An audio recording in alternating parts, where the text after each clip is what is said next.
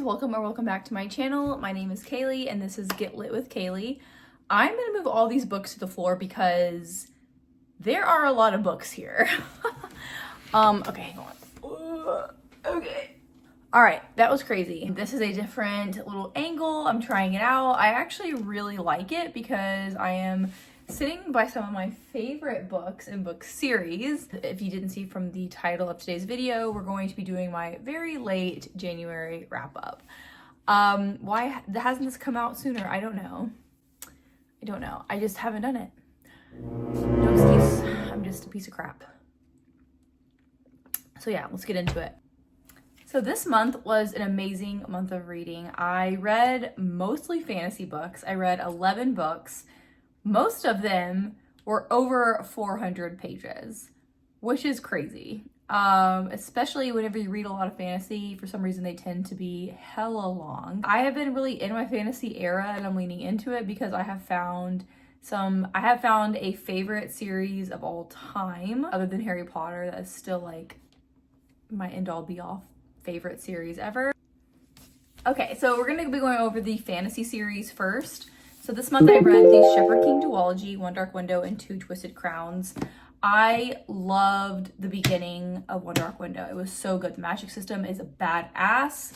In a nutshell, you are following this girl who is possessed by this demon monster thing. The magic system in this world is really cool because there are people that wield magic through like these playing cards, kind of like a tarot card situation. They're not really tarot cards, but they look like them, it seems like. Anyway, it doesn't matter.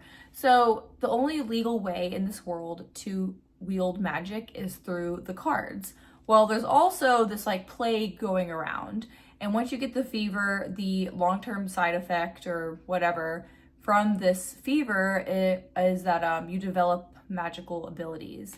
So they're all different and you don't really know what you're gonna get until after you get the fever. Well, because the king wants to control essentially like the magic and like who has what, that's a threat to him. So he's like, no. The only way anybody's doing magic up in here is with these cards, which I have most of them.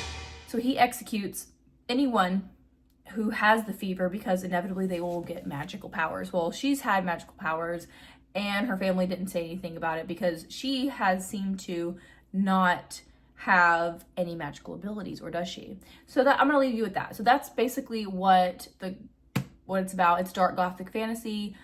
The premise of it's really cool. A lot of people love this series. It did not hit for me. I liked it. It was a fine time. Whatevs. Will I be going back to these books? No. Should I have thought about that before I bought both of these? Probably so, but I had really high hopes. I'm still gonna keep them. They're beautiful. Moving on. The next series that I read, so this was a reread actually, but this was Fourth Wing and Iron Flame. As you can see from all the tabs, I loved Fourth Wing. I loved it more the second time I read it. Like, it was such a good it was such a good book. I love the dragons are the best part, obviously. If you don't know, it takes place at a war college. There is a whole political system with these people that have magic, but they like yield them through the dragons, and you have to become a dragon rider to have a dragon. The dragon has to choose you. There is a bunch of different political things going on in the book. Reading this, so this is what I've realized, okay? So I love this book so much. This was actually whenever I read it like a couple of years ago for the first time. It was kind of like where I started loving fantasy again. This really like made me revisit that. It was very nostalgic, but reading this book, it feels to me like a CW show. I don't know if that's gonna make sense to anybody. Like, if you've seen the 100, like, I don't know what it is, guys, but like Fourth Wing is a CW show. That's what it is. I don't know. That might not make sense to anyone else but in my head, but I liked Iron Flame more the second time I read it. And I definitely recommend doing the graphic audio.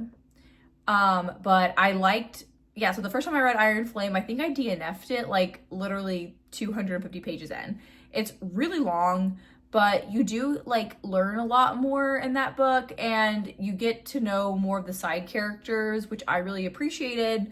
But I did, again, I liked it more the second time. I think also because I knew like I was going to get a lot of the answers in the third book, and I already had the third book in my hand. Maybe that's why I like read it and I enjoyed it more. I don't know. Anyways, but I still will continue on with the series. Am I going to go feral like I did for Onyx Storm, or for the next book like I did Onyx Storm? Probably not. But I still really like the characters. I love the dragons. Taryn and Andarna are like, oh, amazing. Anyway, let's move on. So this is probably my favorite series I've ever read. Again, other than Harry Potter when I was younger, because that's like, that catapulted like my reading journey. But that is none other than Throne of Blood. So this was like heartbreaking for me to finish the series because I love these people, these characters. I still think about them every single day. Like, I will be doing something and I'm like, oh my God, Aelin would totally like that. Or like, that's so Rowan coded or whatever. I'm so lame, but I love the series so much. Like, look at this. I didn't tab it as much. I was just like vibing. But I don't even want to go into what this is about. If you probably already know what this is about if you're watching this video. This book has so much about love, about family, about found family, really. You know, you're learning so much about having grace, about showing compassion, about, you know, just showing love and always doing the right thing and having that integrity, making connections and loving other people, you know, no matter what. And, you know, kindness above anything else. Like, I mean, this book taught me things. She's saying so much in these books about these characters. Like, I just, oh my God, like my heart is still like, anytime I think about it, it's just, this is why I read. This is why I read right here, like this experience. So if you haven't picked up Throne of Glass yet, and it looks too YA, it looks too fantasy, like, I don't know if I would like that, just try the first couple of books. And I would recommend starting with Throne of Glass because just do it. Just do it. Just do it. If you're gonna take anything from this video, read Throne of Glass, okay? So anyways, you know what, I'm just gonna leave it like that. That way we can look at King Bash. We're gonna go on to the nonfiction that I read. And that is From Here to the Great Unknown by Lisa Marie Presley and Riley Keough. This is my nonfiction that I read last month. And I don't really rate nonfiction books, but I did rate this one. I rate nonfiction books if it's really high rating because I want it to get more traction. But this was 5 stars, easy. It was so interesting learning more about Lisa Marie Presley. I grew up, my mom loves Elvis. I grew up going to Graceland. Like, I'm not kidding you. I think I've been to Graceland like 12 times. And so seeing it from their eyes and knowing that even after he died, like they were in, like they would be upstairs like while everybody was doing the tour, like that's so crazy to me. And like learning about her life afterwards, her relationship with her mom, and kind of like psychoanalyzing herself because she's like, yeah, like I kind of I seeked out men that were like my dad, and in like a not creepy way. And, you know, understanding kind of like that power dynamic that she craved because her dad was taken from her when she was so little. And, but she still had that great relationship with him. And I highly recommend listening to the audiobook of this one because you are hearing from her tapes. And also, so Julia Roberts is doing the narration for Lisa Marie Presley because obviously Lisa Marie Presley is no longer with us anymore. But Riley Keough, which I love her, like watch the show Lola, Daisy Jones and the Six, like she's a phenomenal actress. And so that's Elvis's granddaughter. And she was really like the rock in their family. And hearing from her own words, and she didn't know Elvis, but she has this like cosmic tie to him. You know, she feels him when she goes to Memphis. And I just thought that was so cool. So anyway, I highly though recommend listening to this one, but having the book and reading it. Oh my God, it was such a great experience. Oh, and I'm really excited to see what Riley Keough does like in her life because she's already such an accomplished actress. Okay, and we have 3 other books to talk about. We are flying through it today because usually these are so long. So I read Under Lock and Key by Lana Ferguson. This one is a Loch Ness Monster romance. It's really cute. I really like this one. I think I gave it like 3.5 stars, 4 stars, something like that. I really like romance books. If it's gonna be a rom-com, I like it to have a little deeper meaning, a little deeper. I wanted it to be messy, you know, I want it to be a little messy. And if it's not gonna be a dark romance, I need it to be something paranormal, or, you know, he's a bear shifter, something like that. I don't want just 2 regular degular boring humans that meet like in a flower shop. I don't want that. You know, when I want a romance, if their meet cute isn't him hitting her with his car, then I need something like this, and this delivered. What does that say about me? I can't believe I'm on the internet saying that. But that's my reading taste, okay? I'm here for the mess. But yeah, so Under Lock and Key. A girl, she grew up in the States. She is, for whatever reason, she thinks it's a good idea to go back to her family that's in Scotland and be like, hey, hi, it's me. I'm here, and you don't know about me, but your son ran away from y'all a long time ago and had me with his ex-wife, and he's dead, and my mom's dead, and I don't have anyone else, so hi. And they're like, get out of here. We don't want to, you remind us too much of him. And so she learns more about her family, where she came from. It's a cute book. It's a cute story. I would definitely recommend it. I love the way Lana Ferguson writes. It's very easy to get into. She's funny. But yeah, I really enjoyed my time with it. Oh, and by the way, the spine, gorge. I got this one from Aardvark too. All right.